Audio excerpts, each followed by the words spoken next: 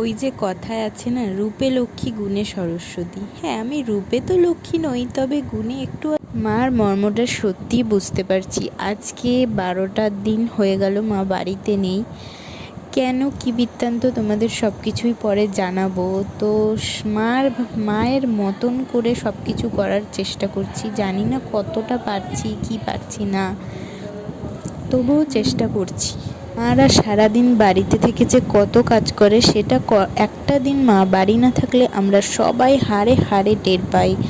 সবাই তো ভাবে ওই কি করো একটু সংসারের কাজ, কিন্তু ওই একটু কাজটাই যে কতটা সেটা হয়তো মায়ের জায়গায় থাকলে বোঝা যায়। আর যেহেতু আমি একটু নীল পুজোর উপোস করব, আমার ডোডো হওয়ার পর এটাই প্রথম নীলষষ্ঠী। তো আগের বছর ঠাকুরকে বলেছিলাম, তাই এবছর এই যে একটু সকালের দিকে জল ঢেলে এসে এখন আমি চলে এসেছি রান্নাঘরে। আর বানাবো আমার বাবুর জন্য একটুখানি খিচুড়ি, ওটসের খিচুড়ি। যেহেতু দিনের বেলা ওকে ভাত দিই, তো রাতে চেষ্টা করি খিচুড়ি দেওয়ার।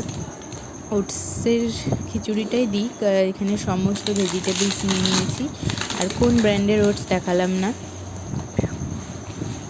একটুখানি মসুরির ডাল নিয়ে নিয়েছি, আর নিয়েছি মিষ্টি আলু, গাজর। তোমাদের বাড়িতে যা যা অ্যাভেলেবেল থাকবে সমস্ত কিছু দিও, কারণ বেবিদের জন্য ভেজিটেবলসটা খুব উপকারী, গ্রিন ভেজিটেবলস বিশেষ করে। এখন এই যে দেখো আলুর দম আছে দিনের বেলার বানানো, আর রয়েছে চানা। একটুখানি আটা মেখে নেব, রুটিটা করব। এই দিয়ে আমাদের ডিনার কমপ্লিট। আর এই যে আমার পুচকুকে এখন খাওয়াচ্ছি, ওকে খাইয়ে আমরা খাওয়া দাওয়া করব। ঘুমাবে দেরি করছি, ওটা চললো।